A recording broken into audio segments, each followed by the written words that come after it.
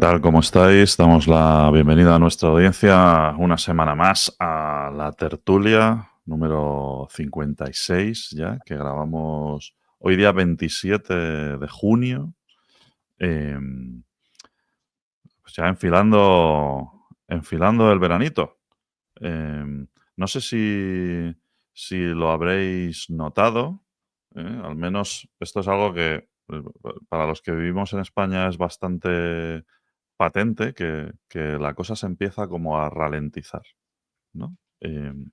Y, y yo no sé vosotros, pero yo estoy notando que la gente de la IA también se va de vacaciones. Eso no significa que, y no digo en España, digo de manera global.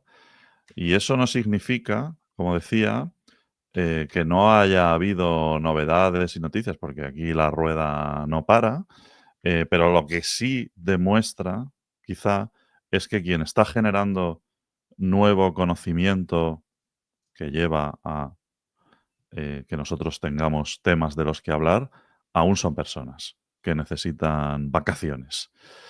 No sé si será la tendencia del verano, que tengamos un poco de respiro, pero bueno, lo que es seguro es que nosotros vamos a seguir aquí al pie del cañón. Y bueno, como no podía ser de otra manera, hoy lo haré también con mi copilot Frankie. ¿Qué tal? ¿Cómo estás? Pues muy bien, ya teniendo esa sensación de empezar a adormilarme y de que llega el verano, las siestas, el tour. Las vacaciones no sabemos si llegarán este año, habrá que verlo con tranquilidad.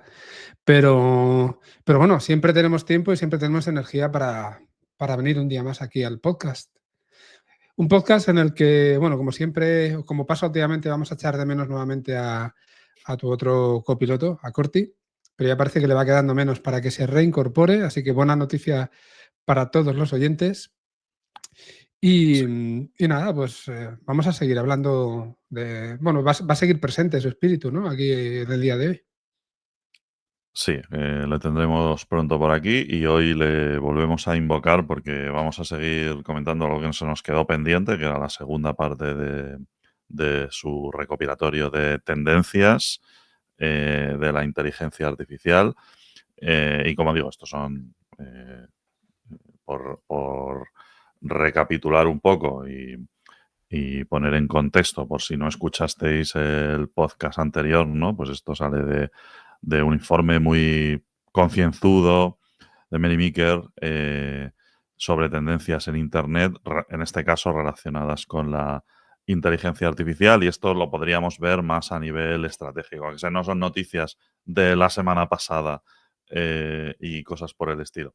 Que eso no quita que de repente, eh, pasado mañana, OpenAI o Google o quien sea saque una cosa nueva y se cargue la mitad de las tendencias, ¿no? Porque estas cosas llevan pasando con cierta regularidad, eh, digamos, con una cadencia bastante alta desde que empezamos con todo este rollo de la generativa. Entonces, bueno, en cualquier caso, a lo que iba es a que son cosas más de medio largo plazo. Mm. Podríamos decir que afectarían a este año y el siguiente, y de lo que se trata es pues de dar un poco de pistas sobre cómo se está redefiniendo el B2B, ¿vale? Motivado por los avances de la inteligencia artificial y que deberíamos tener en cuenta para tomar las decisiones estratégicas que debamos tomar en cada caso. El otro día repasamos las 5 primeras, ¿vale? Voy a hacer un recap muy rápido para que lo tengáis en la cabeza, pero bueno, escucharos el podcast anterior, que además es muy cortito. La primera que hablamos es que la adopción de la IA es la más rápida de la historia, ¿vale? Y aquí se hace una comparación con otro tipo de productos. ¿M? Mm. La segunda es que se está haciendo el mayor despliegue tecnológico de la historia después de lo que ocurrió con el cloud, ¿no? Hablamos también de China y cómo es el juego que ellos están jugando y que no les va mal. Cómo se ha desplomado el coste por token eh, desde, vamos, haciendo la perspectiva, pues desde que tuvimos acceso a la primera API de GPT-3, ¿no? Sí. Em, y bueno, que el crecimiento de startups verticales de inteligencia artificial pues ha roto todas las curvas, digamos, predefinidas que describían un poco lo que era el crecimiento de un SaaS, ¿no? Es una cosa que bueno, pues nos lleva a otro estadio totalmente distinto. Ya digo que estas son las 5 primeras que comentamos el otro día y hoy pues vamos con las 5 siguientes, ¿vale? Antes de empezar, ¿me dejas que utilice 2 veces y de forma diferente la palabra cross-polinizar? No, adelante, o sea, ahora ya no puedo decir que no.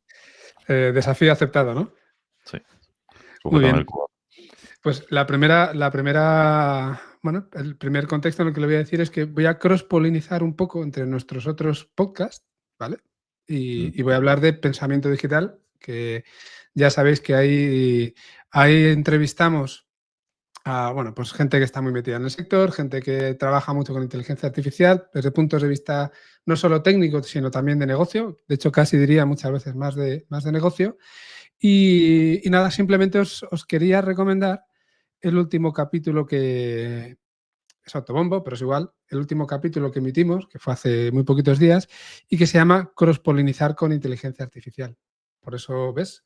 He cumplido el reto de decir cross-polinizar 2 veces, bueno, lo he dicho más. Y con Alfonso Fernández, que es un tío que me pareció súper interesante, al que no le conocía antes de que Monse Laviaga me lo recomendara. Y de verdad, creo que es un podcast muy, muy chulo para que todos entendamos la potencia de utilizar inteligencia artificial en diferentes sectores y la capacidad que tenemos de aprender ahí. Bueno, no os digo más porque si no empiezo a hacer spoilers. Y ya está, ya termina ese momento de autobombo, Lu, pero es que tenía que hacerlo. No, no, está bien que recordemos, porque a mí quizás ese es mi papel, pero se me olvida, porque yo soy un desastre. Pero tenemos que recordar a nuestros podcast hermanos, porque no solo existe la tertulia y hacemos otro tipo de cosas más especializadas, el podcast de pensamiento digital, donde se hacen entrevistas con gente muy crack, el podcast de Corti, donde también esto ocurre, ¿no? Sí, Y hay contenido súper interesante ahí, en otro formato, vamos a decir, ¿no? Sigue siendo un podcast, pero este formato de entrevista, que aquí pues no lo solemos hacer. Así que pues no dejéis de escuchar si os quedáis con ganas de más a nuestros podcast hermanos. Voy a compartir la pantalla, ¿vale? Para los que eh, nos vean en medios visuales, pero también para que nos sirva un poco de guía. Y, como digo, seguimos con la sexta tendencia, ¿vale? adelante. Eh, la sexta tendencia nos habla de open source, ¿no? Open source, y dice aquí Corti, el open source está explotando y cerrando la brecha con los modelos propietarios. Los modelos Llama de Meta, pues han llegado a tener un ratio de descargas de 1.200 millones en 10 semanas. Hugging Face ya hostea más de 1 millón de modelos. eh, Se han construido más de 100.000 modelos que están alojados también en Hugging Face, que son derivados, son fine-tunings, ¿no? O adaptaciones de Llama, y esto supone un cambio de tendencia, ¿no? Y en el mundo developer, pues esto se abraza con alegría porque pues hay determinadas variables que se deben tener en cuenta cuando se construyen soluciones basadas en inteligencia artificial, sobre las que puedes tener un mayor control cuando utilizas modelos open source, ¿no? Como, por ejemplo, el hecho de poder hacer un fine tuning y controlarlo tú no es algo que te permitan todas las plataformas, eh, y además quedarte con el modelo, ¿no? Que es una cosa tuya, es un asset que tú has entrenado y tal, evitas esta dependencia, ¿no? O estas dependencias con servicios cloud a través de APIs, este paradigma, ¿no? tan de Internet. Se puede realizar mucho más fácilmente control de costes y no tienes ese vendor locking, ¿no? Que muchas veces ocurre Sí. eh, cuando te ligas demasiado a una solución de estas características.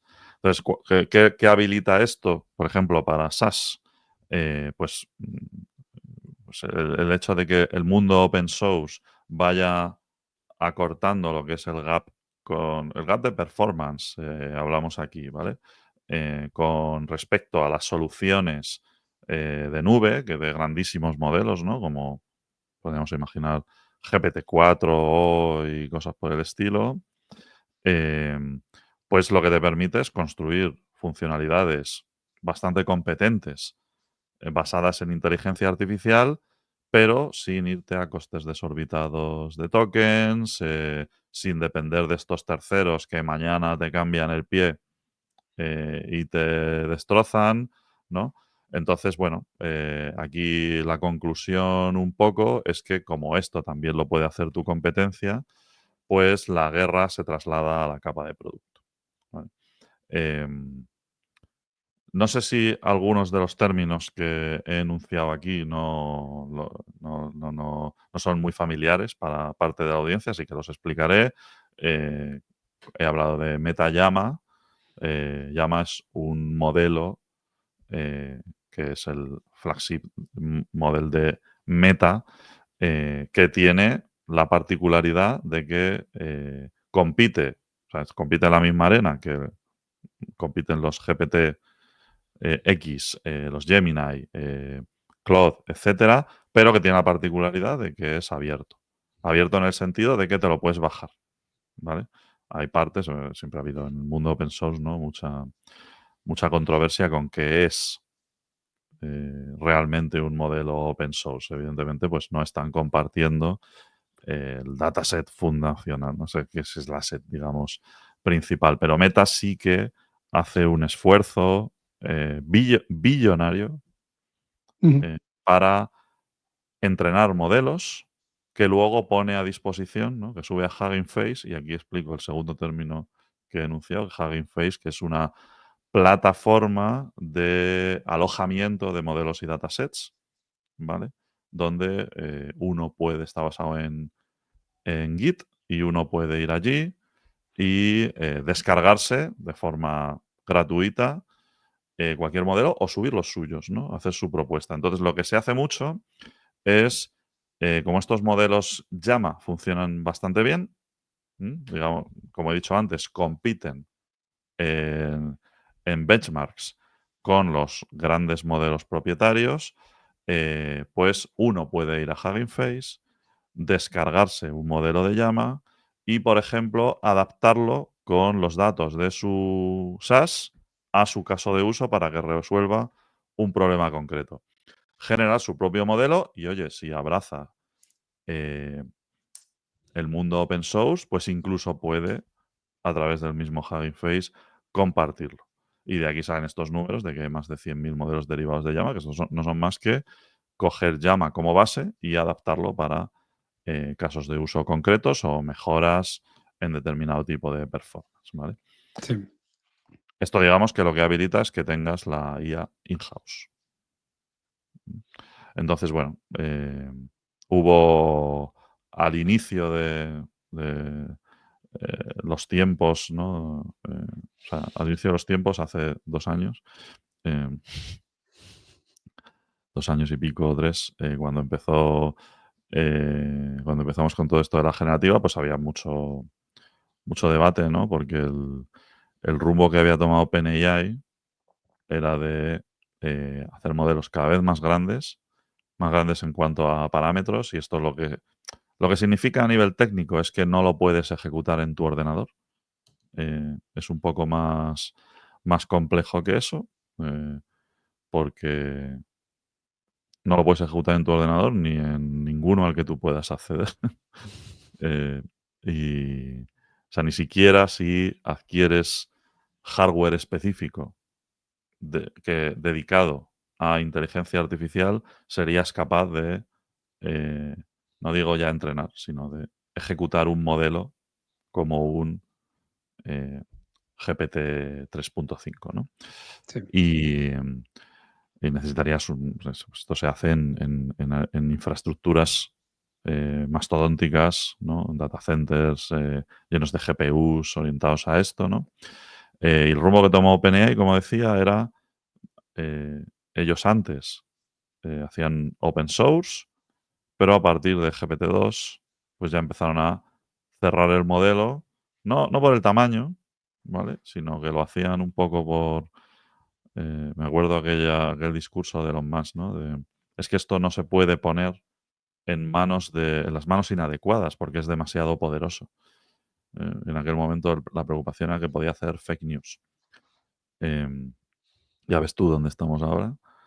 Em, pero, claro, como decía, hubo mucho debate cuando estalló todo el tema de la generativa de si realmente, claro, como esta gente estaba haciendo modelos gigantescos y el tamaño importaba y no sé qué, si realmente el mundo open source iba a ser una cosa viable, ¿no? Pues hoy lo que se ve es que sí, ¿vale? No es que sea la solución por defecto ni nada por el estilo y también eh, tiene su contrapartida, ¿no? Y tiene sus trade-offs y si tú quieres usar este tipo de tecnología, pues necesitas eh, cierto expertise bueno, y necesitas mantenerlo tú. No es lo mismo que delegar en un servicio, ¿no? Pero la realidad es esta. Sí que se puede usar y yo digo más, y esto, de hecho, la siguiente iteración es que llegue de una forma, digamos, sin grandes fricciones a los navegadores de Internet, ¿vale? Es decir, que una forma de entregar este tipo de modelos en productos digitales sea que directamente te los descargas en el navegador y te dan ahí la funcionalidad en local. Veremos. Em, Sí, de hecho leí hace muy poquitos días, una semana a lo mejor o algo así, una noticia al respecto de un navegador, no recuerdo el nombre, me vais a perdonar, lo trataré de buscar luego. Un navegador que ya había nacido con un enfoque muy tecnológico para ser diferente de los típicos navegadores que tenemos, pero que ahora lo que quería era ser AI native, por decirlo así, ¿vale? Donde los modelos pudieran ejecutarse ahí, muy orientado a agentes y bueno, pues darnos servicios completamente distintos, ¿no? De los que tenemos como base en cualquier navegador. De esta primera, o bueno, de esta sexta ya mega tendencia, para mí la frase que se me queda más en la cabeza es justo la última, es la de la guerra se traslada a la capa de producto, que es algo que ya hemos comentado otras veces por aquí y es algo que básicamente fue el origen de todo esto, que es cuando nació ChatGPT, que no fue más que productivizar una tecnología. Al final, bueno, pues lo que cambia las cosas no es tanto la tecnología como el propio producto. Sin tecnología no puedes hacer cosas, pero lo que marca esa diferencia es cuando empiezas a construir a partir de ahí. Como tú decías, el que tenía el modelo al principio competitivo era OpenAI. Hecho en falta a lo mejor aquí, por ejemplo, DeepSeek, ¿vale? Que también en su momento pues dio mucho que hablar, aunque ahora nos hayamos olvidado de ellos como open source. Pero claro, ahora con esto con modelos como estos, que además decías más de 100.000 modelos derivados de llama. Bueno, es que son modelos además que muchas veces están especializados en medicina, en leyes, bueno, en ciertos verticales que o sea, los especializan en esos verticales para poder sacarles partido y eso ya hace que lo difícil no sea tener el modelo, sino que ya llegamos a un punto en el que hay que tener una experiencia que esté bien, que sea fluida, que esté bien orquestada. Estamos hablando de UX, por ejemplo, ¿no? Y estamos hablando de, bueno, pues eso que hemos dicho de afinar el modelo para que esté en tu dominio o integrarnos con procesos y datos internos o poder tener ese producto diferencial como podría ser el tema del navegador que has dicho. Entonces, lo que ya se viene diciendo mucho tiempo, la IA se termina comoditizando, a este punto también, no solamente como usuario raso, por decirlo así, sino como empresa que hace uso de un modelo de estos para llevárselo a su terreno y es en el producto donde está el campo de batalla, que es lo que nos encontramos normalmente con todo.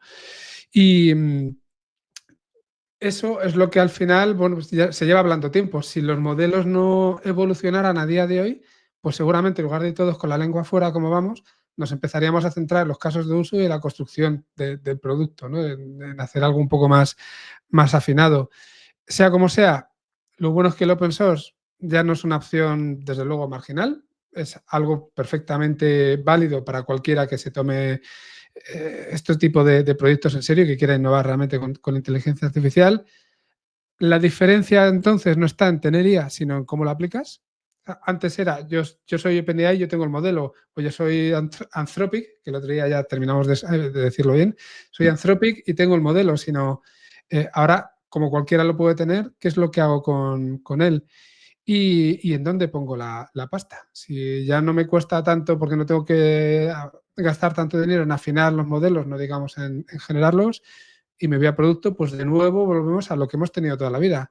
Integraciones, UX, datos, procesos, despliegues, lo que viene siendo lo básico en cualquier proyecto de software. Y bueno, pues también nos puede llevar a lo mejor a que esos SaaS que ya llevan tiempo en el mercado o se ponen las pilas o cualquiera que te cree un SaaS equivalente con inteligencia artificial AI native en este caso, pues te puede pasar por la derecha en muy poquito tiempo. Entonces, no sé, las consecuencias que tiene esto del open source, que a veces parece que lo quitamos importancia, pues veremos a dónde llegan, pero desde mi punto de vista pueden ser bastante interesantes. Total.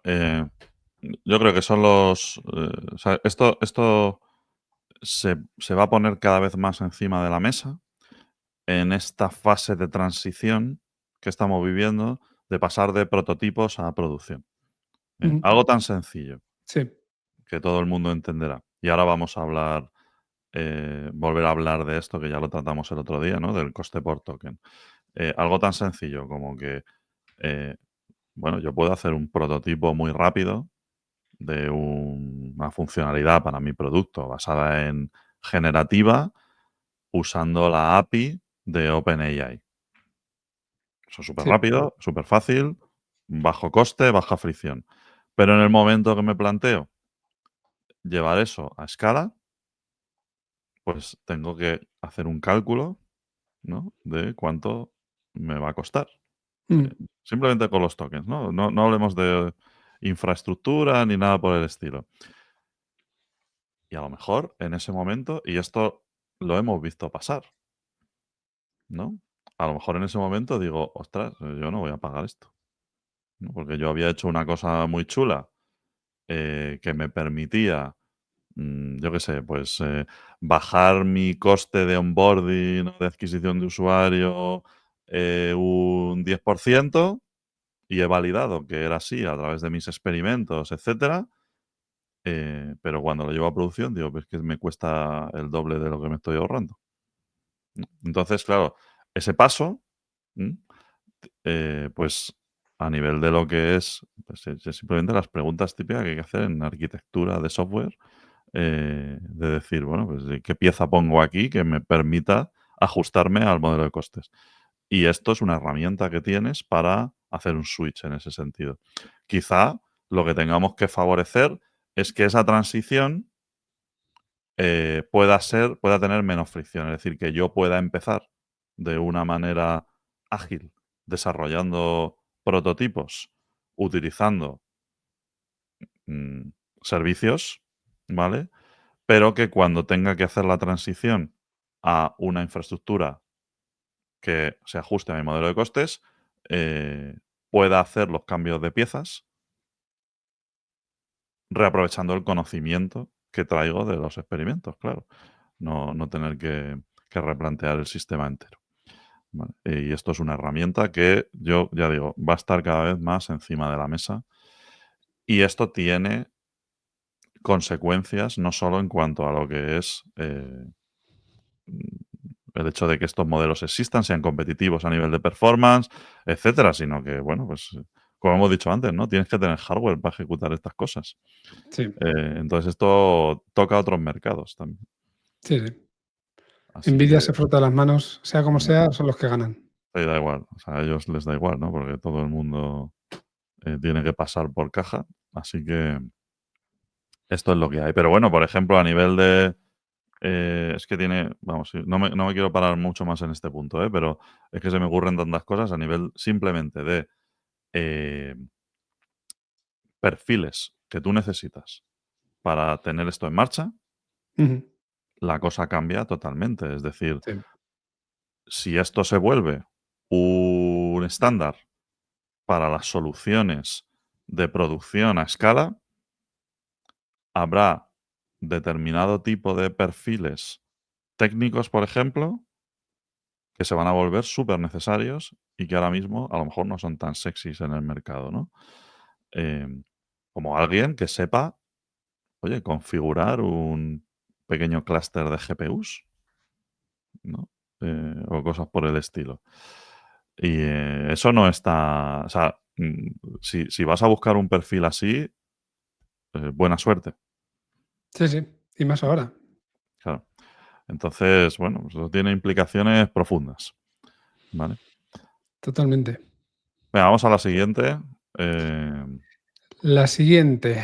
La siguiente habla, bueno, pues Perdón, de que no. ya paramos. La IA del mundo físico, espérate que vea bien la pantalla, escala más rápido que la del software. Bueno, esto hace clara referencia sobre todo a temas relacionados con la robótica, la conducción autónoma y a lo mejor de primeras puede hasta romper un poco los esquemas. Porque lo que venimos viendo, venimos de un punto en el que los libros de ciencia ficción nos decían que la IA del mundo físico y que la robótica iba a ser lo primero en solucionarse, esos blue collar jobs que hemos hablado muchas veces. Mm, Después hemos visto que los white collar jobs, que eran lo que realmente estaba solucionándose más, y ahora volvemos a que escalamos a la IA del mundo físico, y esto tiene mucho que ver con cositas que están pasando últimamente. Pero vamos, básicamente, Tesla ha recorrido ya más de 4.000 millones de millas de forma autónoma. ¿No? O sea, a mí me parece que deben ser unos cuantos paseitos, ¿no? De estos que nos damos por la tarde con el calor veraniego. Me parece bastante. Habla de que Waymo también se ha comido el 27% del mercado del ride sharing en San Francisco, con coches que van sin conductor. ¿Vale? Carbon Robotics ha deservado, ha quitado las hierbas de más de 230.000 acres, que nunca sabía lo que es un acre del todo, no sabía la correspondencia, pero bueno, con IA láser, sistema láser que utiliza inteligencia artificial, y Cobalt Metals, pues está revolucionando la minería utilizando modelos de IA para encontrar minerales donde, bueno, antes se tardaban muchos años en encontrar, ¿no? Son sistemas que ahora te permiten acelerar el tiempo. Y el tema además es que cada vez que una de estas máquinas actúa en el mundo real, está recogiendo datos que nos van a permitir entrenar todavía mejor a los modelos que son, entre comillas, el cerebro de todo esto, y que al final cualquier software pues puede utilizar sin tener que andar simulándolos, que es lo que nos pasa ahora muchas veces. O sea, no es un dataset para Internet como nos pasa con los LLMs, sino que es un dataset del mundo físico, del campo, de la carretera, de lo que queramos ver.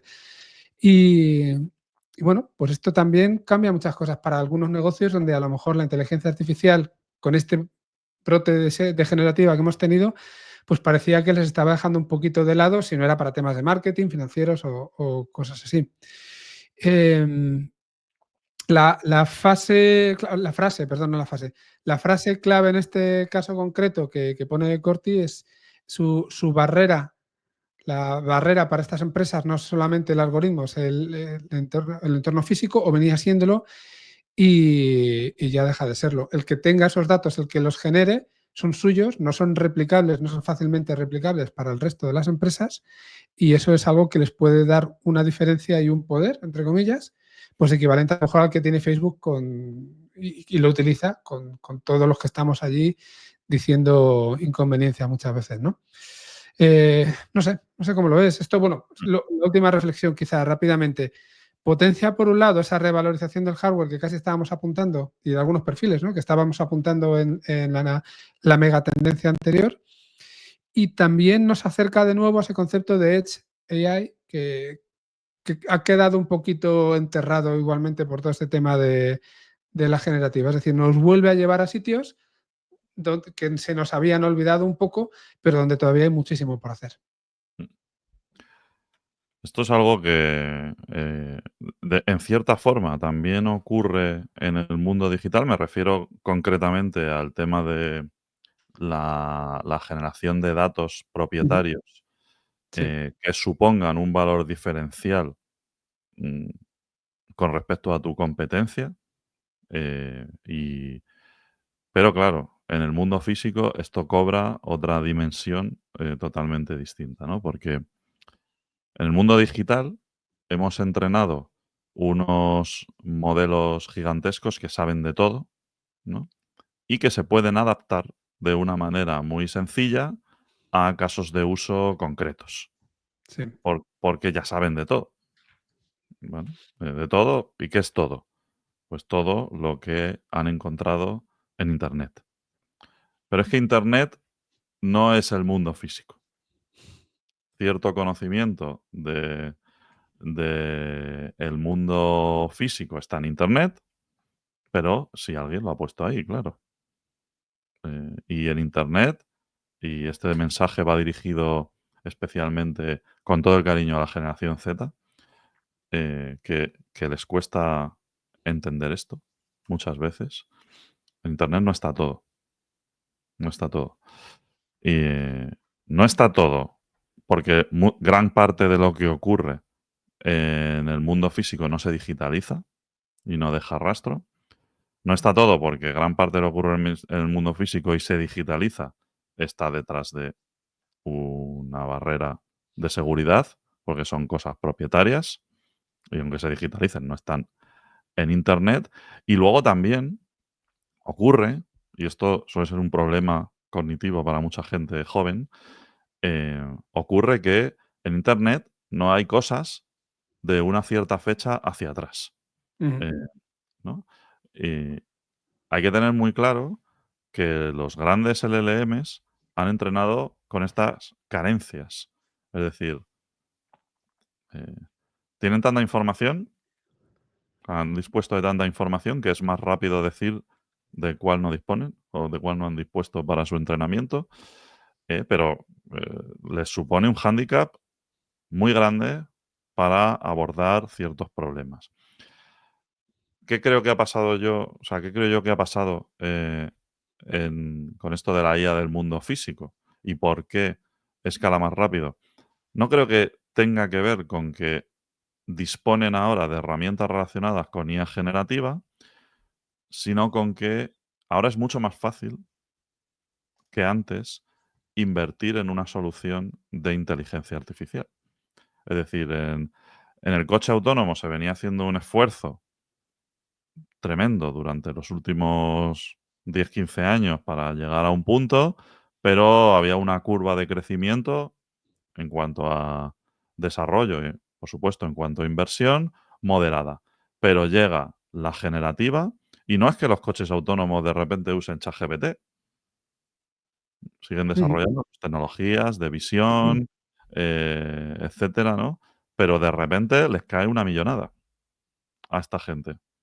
¿Por qué? Porque es que es mucho más fácil que antes justificar una inversión para un tema de inteligencia artificial, aunque no tenga que ver con LLMs ni con Internet, ¿no?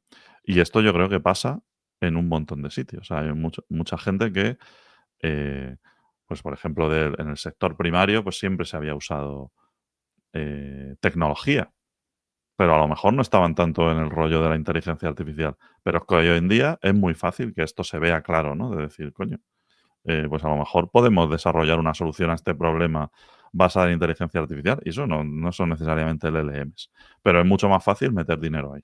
Yo creo que eso es lo que está pasando. Que generan su propio dataset y que eso les sirve para poner un foso contra su competencia y tal, evidentemente. Pero esto también lo hacen las empresas de Internet y las empresas digitales, ¿no?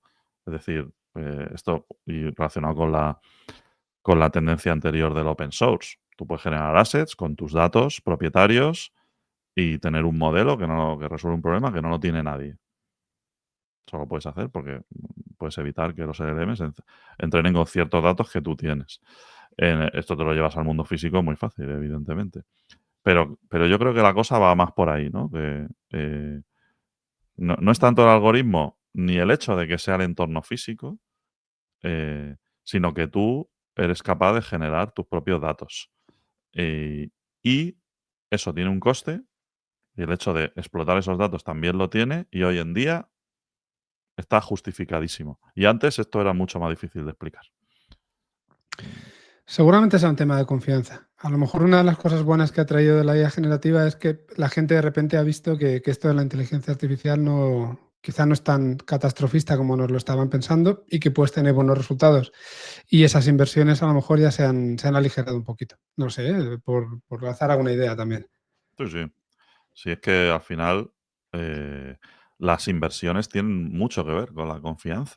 Mm, Y hay una parte, o sea, tú cuando vas a meter dinero en algo, pues haces una hipótesis, ¿no?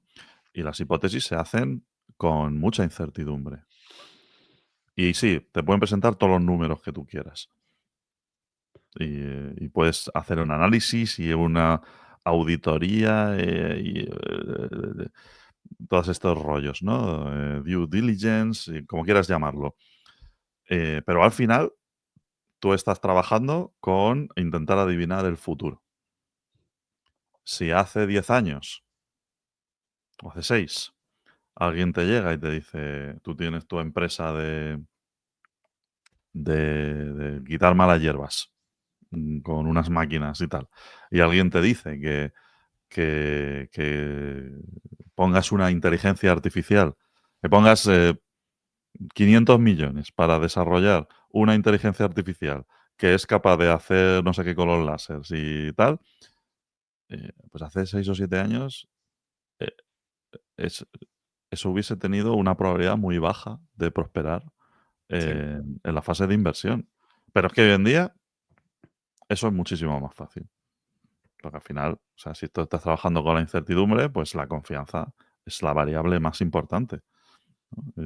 Y ahora convencer de estas cosas, eh, tienes que convencer, evidentemente, o sea, no es que te lleva el dinero, ¿no? Porque digas IA, porque todo el mundo dice IA, pero que tú puedes convencer de que hay de que hay una solución a un problema ahí mucho más fácilmente. Y antes era un tiro muy largo. Ujú. Entonces yo creo que tiene que ver con eso. Venga, pasamos a la siguiente. Avanzamos. La siguiente dice, número 8. Los próximos 2.600 millones de usuarios serán nativos de la IA. ¿Mm?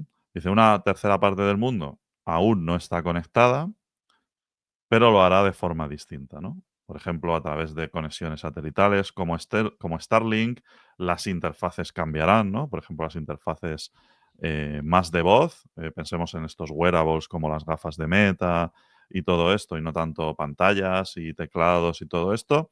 Y esta es importante interactuando con agentes de IA y no tanto con navegadores, ¿no? La interacción cambia. Para empresas SaaS, pues es esperable que la próxima generación de usuarios no verá tu web ni descargará tu app.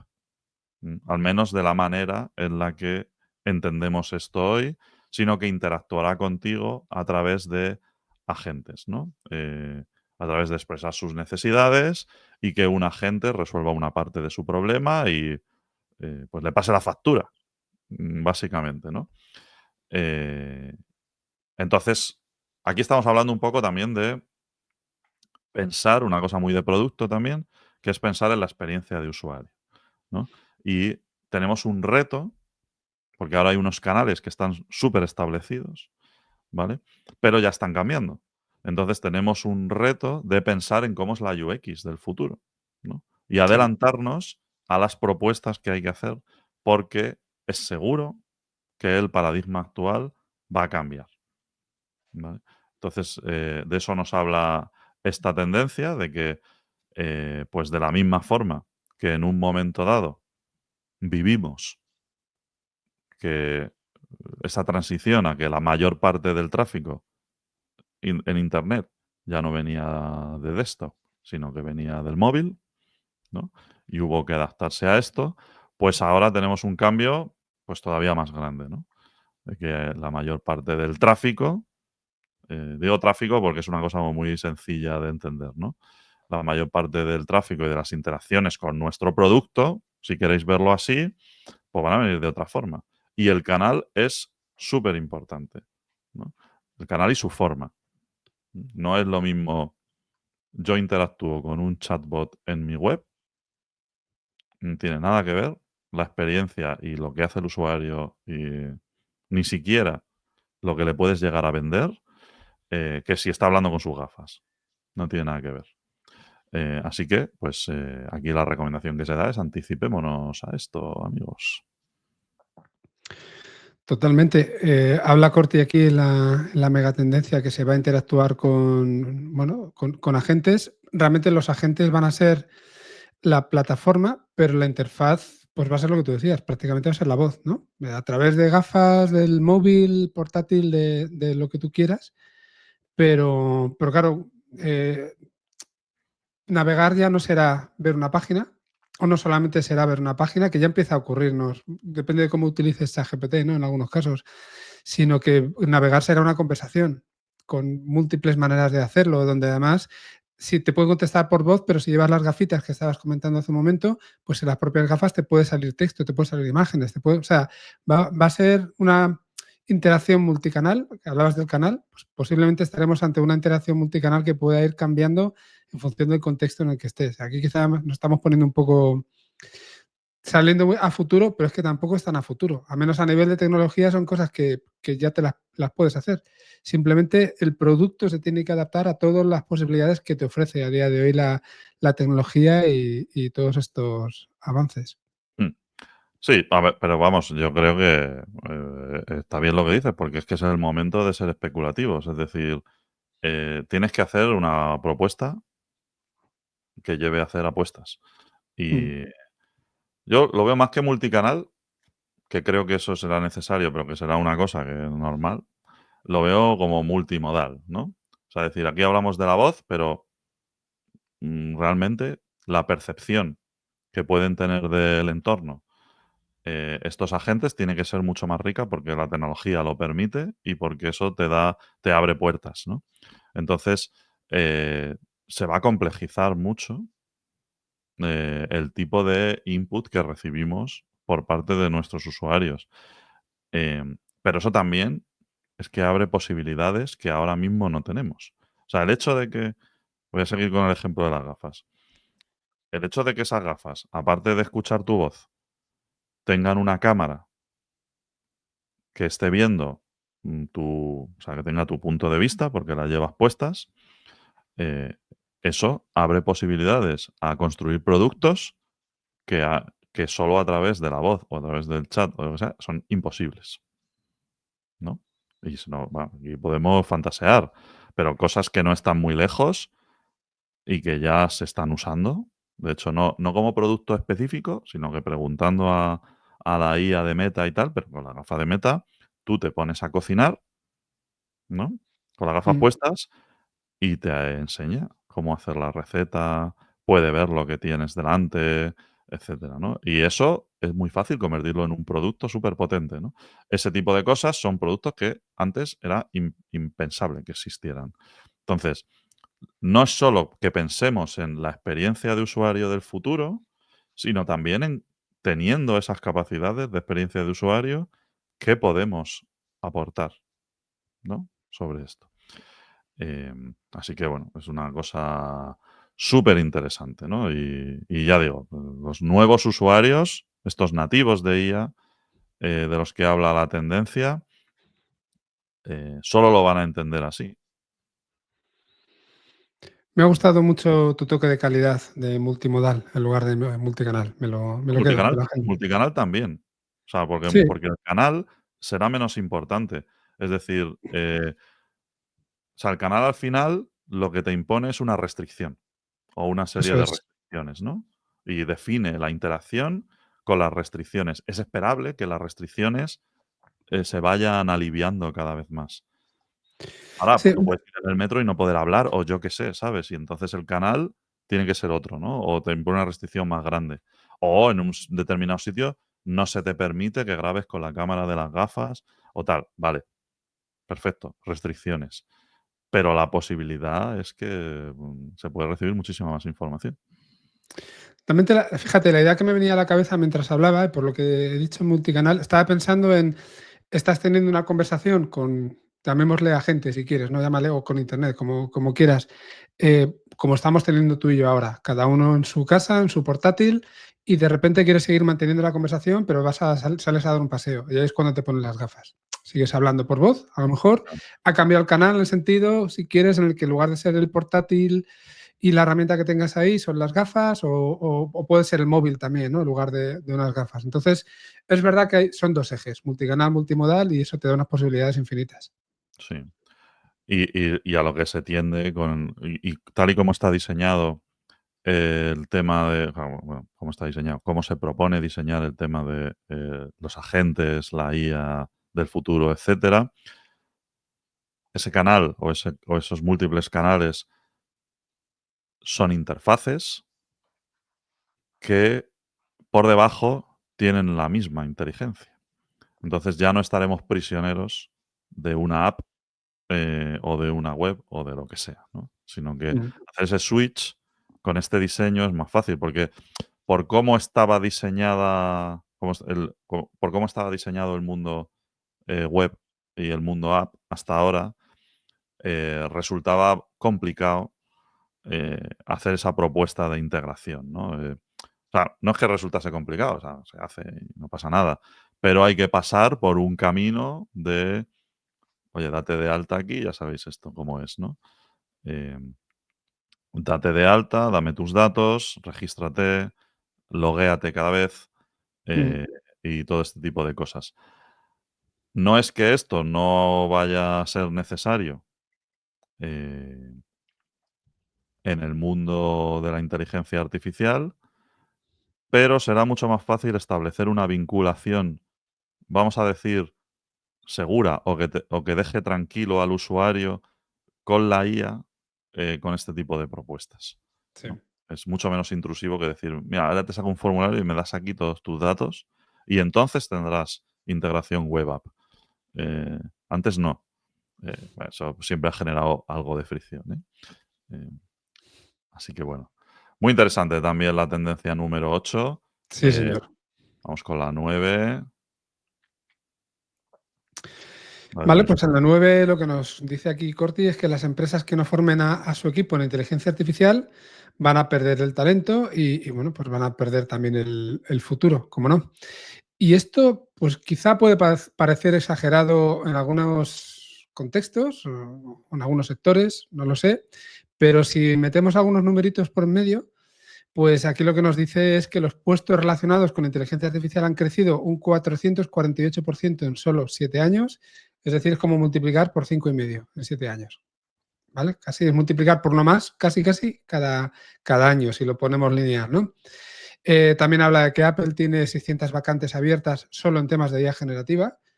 Eso para que nos demos cuenta de que no es tan fácil encontrar a gente que sepa de este tema en concreto, por mucho que veamos en LinkedIn. En Shopify utilizar IA de forma reflexiva es obligatorio, ¿vale? Es algo que también hemos leído en el último mes y medio han salido noticias y también de Duolingo habíamos leído algo al respecto y ahí la inteligencia artificial ya forma parte de los criterios de evaluación del rendimiento que tienen los empleados. O sea, no solamente es que haya más ofertas, sino que la inteligencia artificial ya forma parte de lo que tienes que hacer en tu puesto de trabajo. Y tú lo has comentado alguna vez, Lu, pero también se lo digo cada vez a más gente. Parte de las entrevistas de trabajo, en muchos casos a día de hoy, pues, contienen estas preguntas. ¿Cómo te relacionas con la inteligencia artificial? ¿Cómo la utilizas en tu día a día? Y cómo la utilizas también en tu entorno de trabajo. Y luego, además, si nos ponemos a ver pues, resultados que hay por ahí, de estudios, informes, pues, cosas que también hayamos visto en algún caso, ¿no? Las personas que hacen atención al cliente y que trabajan soportados o reforzados con inteligencia artificial, pues son como un 14% más productivos. Y GitHub Copilot, decía ahí Corti que ya lo usan más de 77.000 empresas. Si a esto le sumamos todo lo que hay ahora, que tú lo sabes mejor que yo, de Winsource, Cursor y toda toda la parafernalia de herramientas que han salido y que se están incorporando al desarrollo, pues seguramente este número crezca todavía más.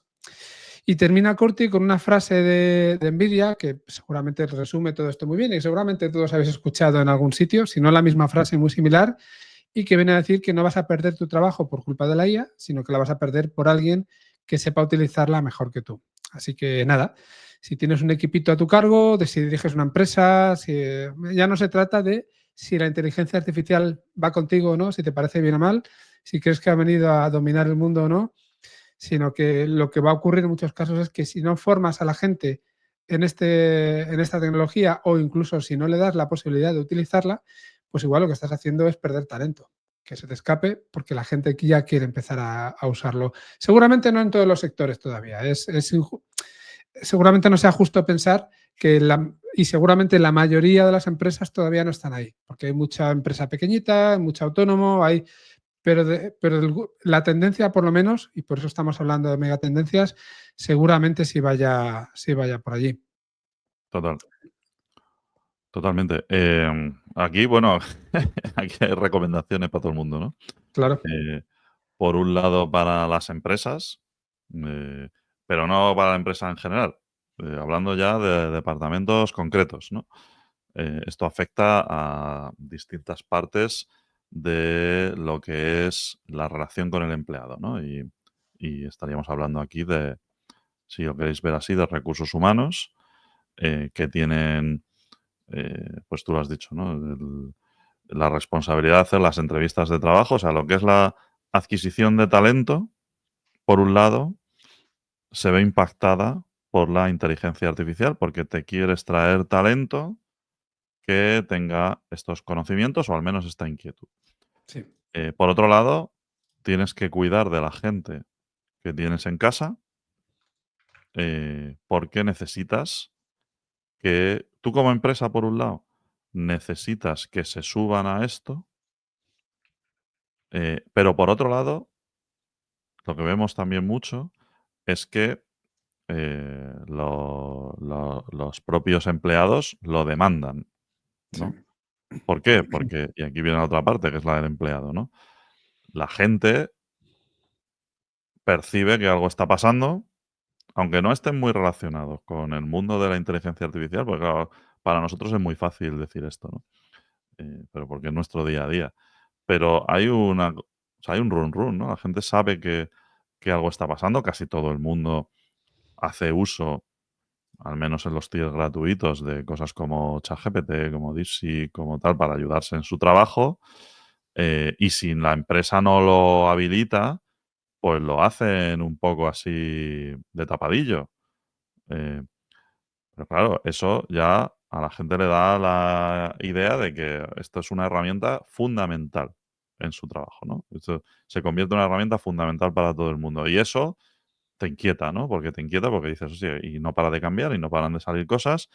Y yo, para desarrollarme como profesional, pues tengo que estar aquí, tendré que formarme, ¿no? Pues lo que ha pasado siempre, sale una nueva tecnología eh, que se convierte en estándar, o al menos en estándar de facto o lo que sea, pues, oye, ¿cómo me ayuda la empresa para que yo esté al día en esto, ¿no?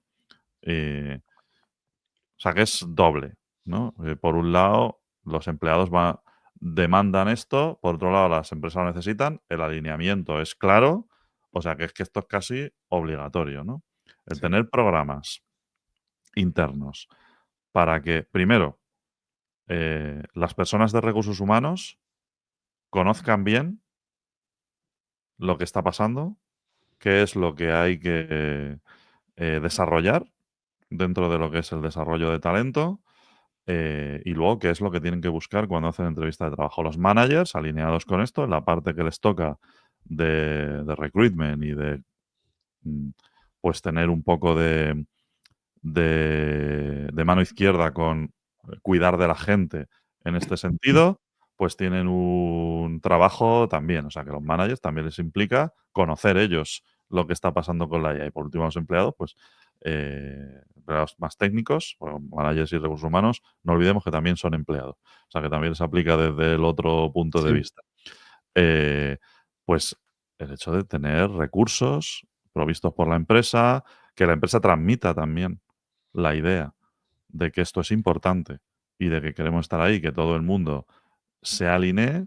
Y esto, por ejemplo, en el mundo del software, pues aquí hemos hablado, ¿no? Lo pone Corti en el post de GitHub Copilot, ¿no? Que es la herramienta, digamos, empresarial que más ha permeado, también porque llegó antes que ChatGPT y tal.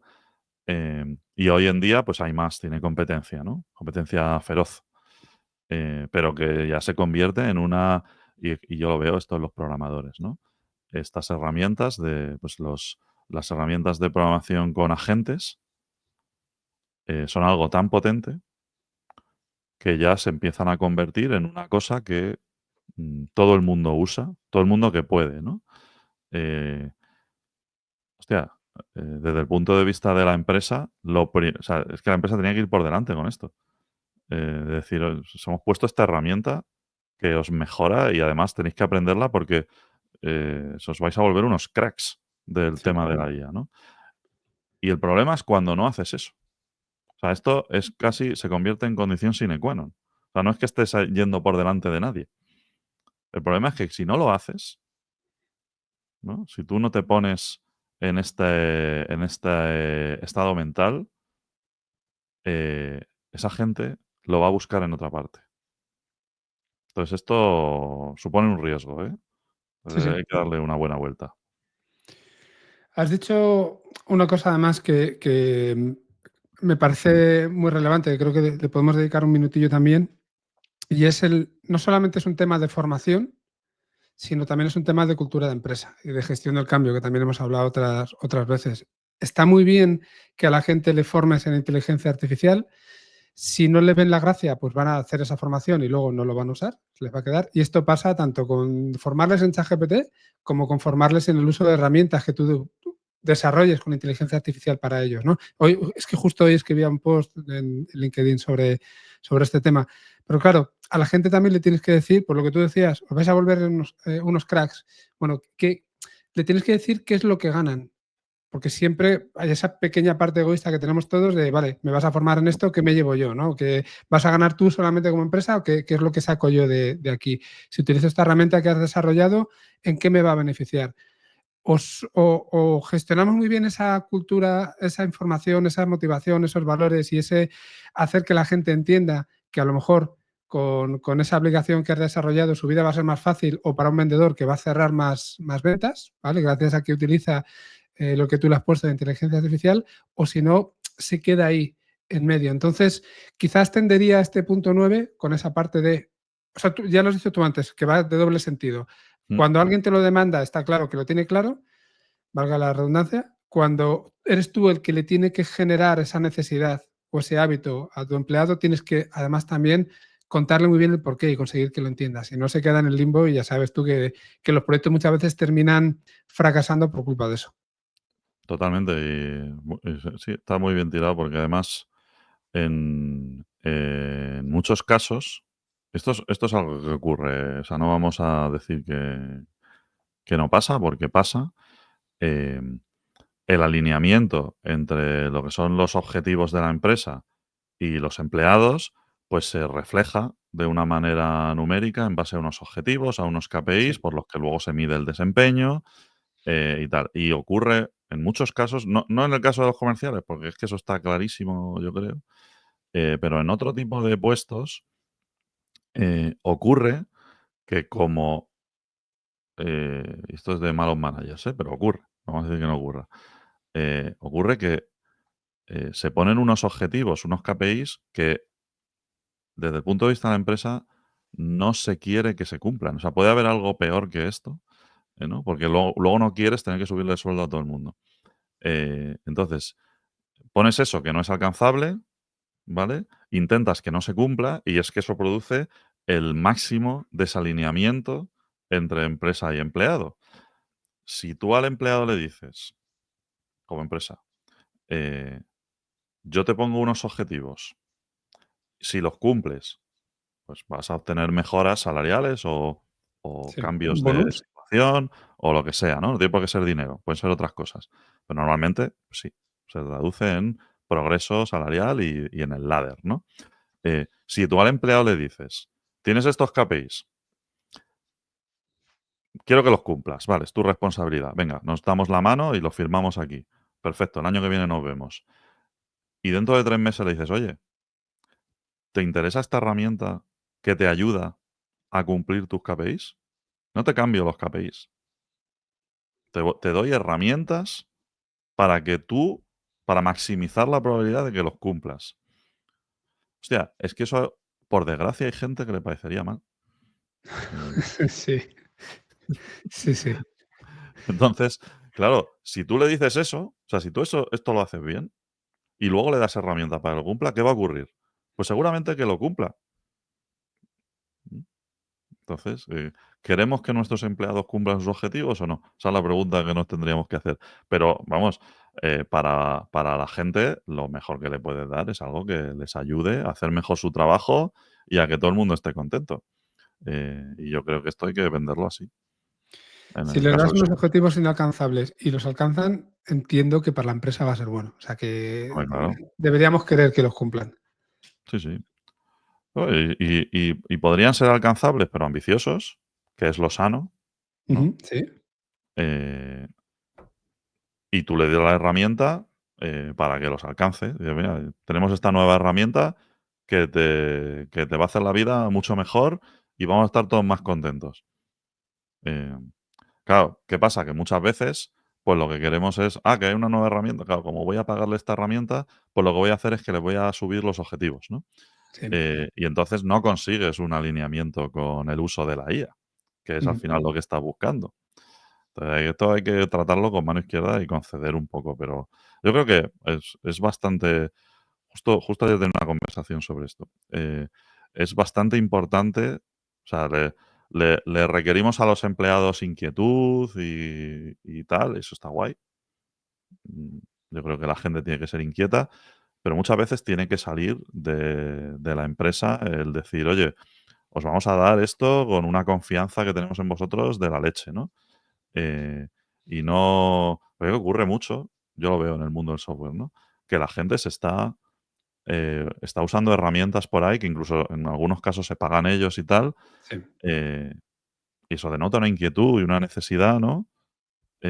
Y yo creo que si eso sale de la propia empresa, ¿no? Es decir, os vamos a poner esto a todos y a ver qué hacéis con ello. Ya simplemente con eso cambias el panorama, ¿no? Y, y es algo además que es bastante bonito de ver. Nosotros lo hacemos mucho, porque nosotros en el que estamos todo el día probando cosas nuevas ahí, a se ver qué da por pasa. probar. Ya Claro, ves. claro.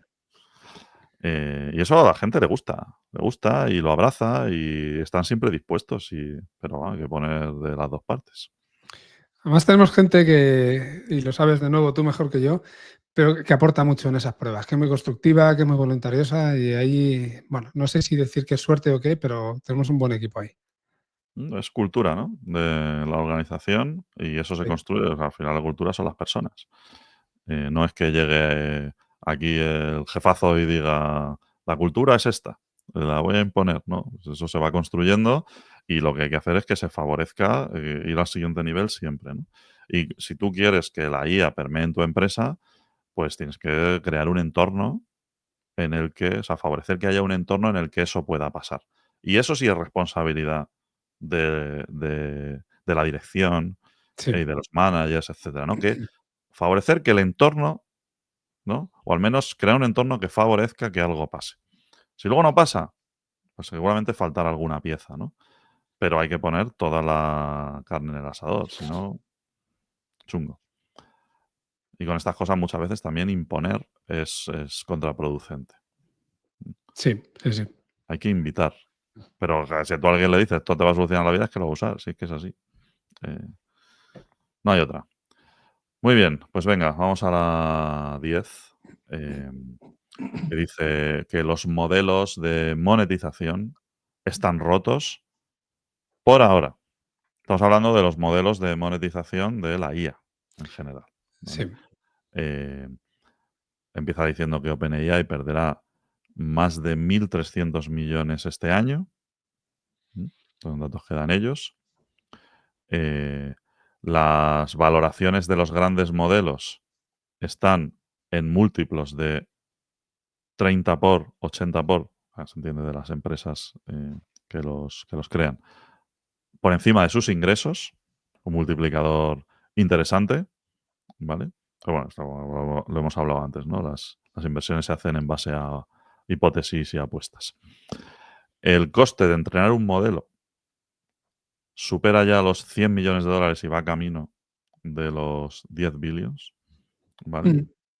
¿Y por qué esto es importante? Bueno, primero porque como este problema poco a poco habrá que irlo solucionando, pues es esperable y esto se alinea con eh, eh, otros puntos que hablamos del coste de los tokens y tal. Las APIs de IA no siempre serán tan caras, los precios seguirán cayendo seguro. Los modelos se van a comoditizar, ¿vale? Y seguirán creciendo en cuanto a capacidades y funcionalidad, ¿vale? Por lo tanto, aquí un poco la idea, la recomendación que se le da a quien está construyendo soluciones en base a modelos de inteligencia artificial es que no se base la ventaja en tener acceso a un modelo, ¿no? Porque el panorama va a cambiar mucho. Es decir, esta situación en la que estas empresas no son rentables cambiará y puede cambiar de varias formas. Y una forma muy clara en la que pueden encontrar vías de rentabilidad es en ofrecer valor por encima de lo que es el acceso al modelo. Sí. Entonces, si tú no eres capaz de ofrecer un valor diferencial y todo lo que haces se basa en tener lo que se habla siempre, ¿no? Una capa por encima de la API de OpenAI, pues es muy fácil que estas empresas que necesitan ofrecer soluciones y cobrarlas eh, para ser más rentables, y además lo tienen por la mano porque la tecnología es suya y la mayor parte del talento también, pues entonces eh, estás expuesto, ¿no? Y lo único que te va a proteger es tener datos propios. ¿m?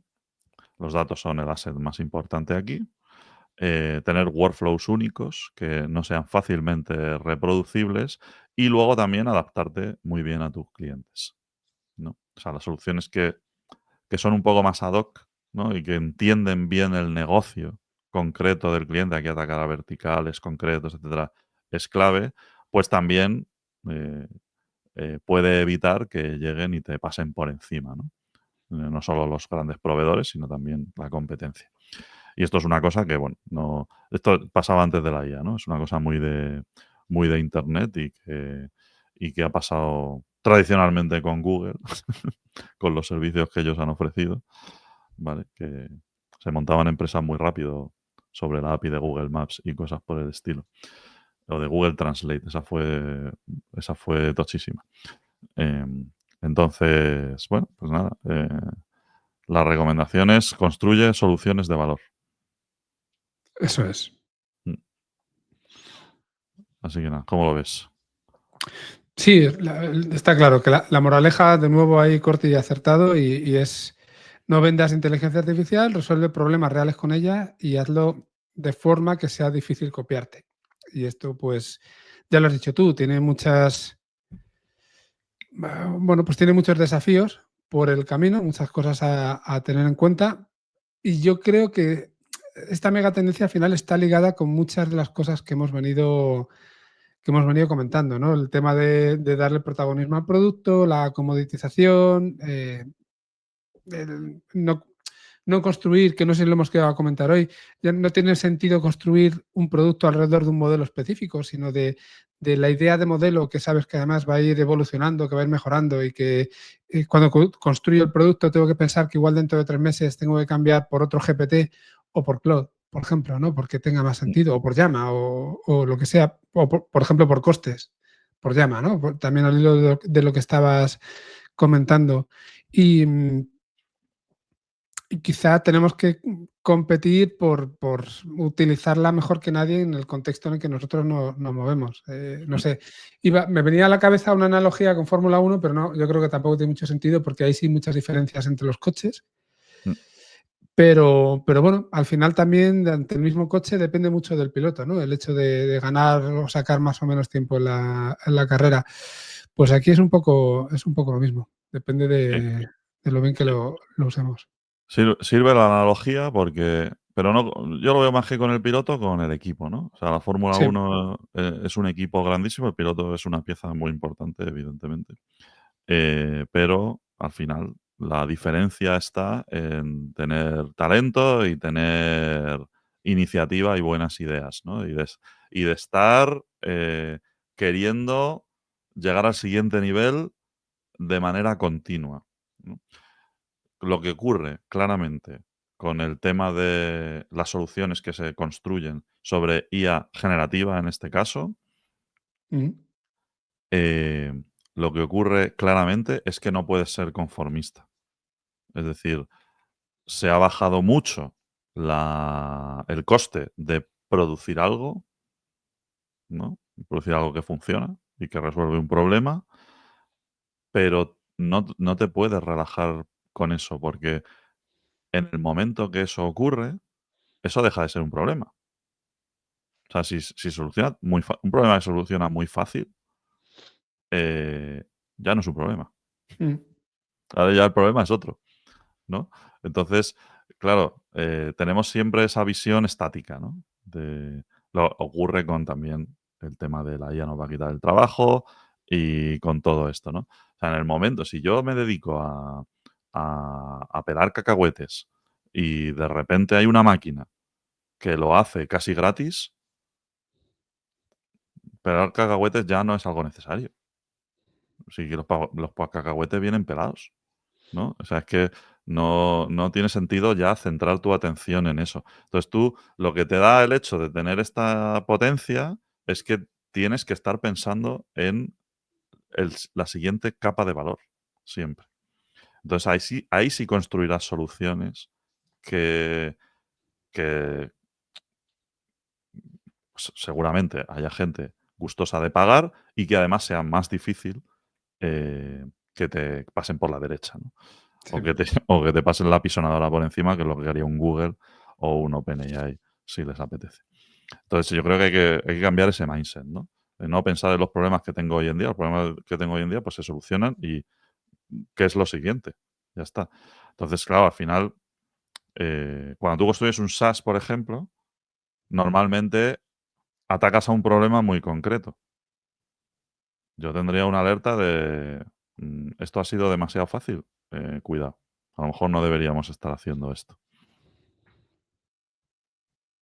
Y está pasando con muchas cosas en Internet, ¿eh? Sí, hay muchas ideas que pueden ser muy efímeras, precisamente por eso que estás comentando. Y el riesgo, si ya ha habido riesgo siempre con todo esto, quizás se está multiplicando ahora. Si te parece, antes de terminar con esto, me venía a la cabeza también como última reflexión, porque hemos estado hablando de que entrenar un nuevo modelo cuesta más de 100 millones. Hay que ver qué es lo que pasa con estos, esto que dicen pues DeepSeek y algún otro actor que viene de China, sobre todo, y que dicen que bueno, que con muy poquitos, apenas pues, 5 o 6 millones o incluso menos, yo he llegado a leer en algún caso, de dólares son capaces de entrenar un modelo que es equivalente a los otros que estamos viendo. Hay Mm, que ver qué hay de verdad ahí, si es verdad o no, bueno, porque bueno, hay que ponerlo bastante en duda y si es verdad hay que ver qué es lo que están haciendo porque eso puede cambiar también un poco todo esto que estamos hablando, ¿no? El tema de si esos costes se reducen realmente, todo esto puede, esa comoditización que estábamos hablando puede llegar a ser mucho más rápida todavía. sí, sí, totalmente. Y no creo que empresas como OpenAI estén contentas con que les cueste 100 millones entrenar Ni de un coña. modelo. Entonces, ellos, evidentemente, están trabajando en hacer eso mejor. Y si se genera conocimiento en China, porque allí tienen determinadas restricciones y no les queda otra, ese conocimiento llegará a estos también y lo implementarán. no queda otra. Entonces, vamos, es más que esperable que esto vaya a pasar. Rápido, como tú decías, ¿no? Eh, así que bueno, como resumen, estate al día de lo que pasa con la IA, intenta generar valor y cuida de tu gente.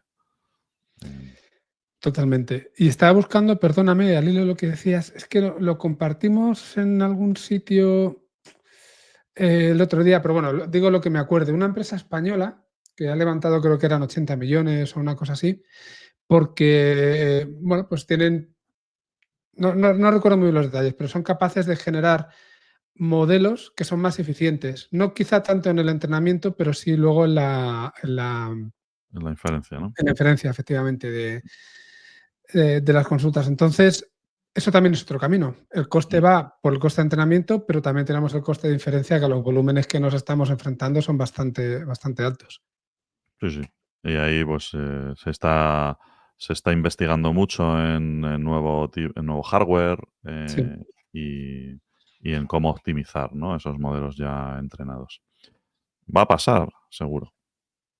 Es sí, seguro sí. que va a pasar. Pues Muy muy bien, bien. pues mira, Corti nos ha hecho 2 programitas aquí, nos ha permitido convertirnos en vagos expertos y seguir simplemente su guión. Yo creo que está muy interesante este recap del informe. Nosotros le hemos dado nuestro toque, ¿eh?, de darle una vuelta más, con lo que se nos iba ocurriendo. Pero bueno, a aquellos de nuestra audiencia que habéis llegado hasta aquí y aún estáis despiertos, eh, a pesar de eh, quizá cuando, como ahora, hablo demasiado lento, podéis ponerme el multiplicador. Pues esperamos que os haya resultado interesante. Volvemos la semana que viene, con noticias, con flujo normal y esperemos que con algún apoyo extra. Veremos. Algún pollo extra, seguro que Algún tendremos por pollo. ahí, efectivamente. Muy bien, así que nada, pasad buena semana y hasta la próxima. Muchas Gracias. gracias, Lu, por tu guía y un abrazo a todos los que nos escucháis, ya sea mañana, tarde o efectivamente noche. Que durmáis bien. Buenas noches.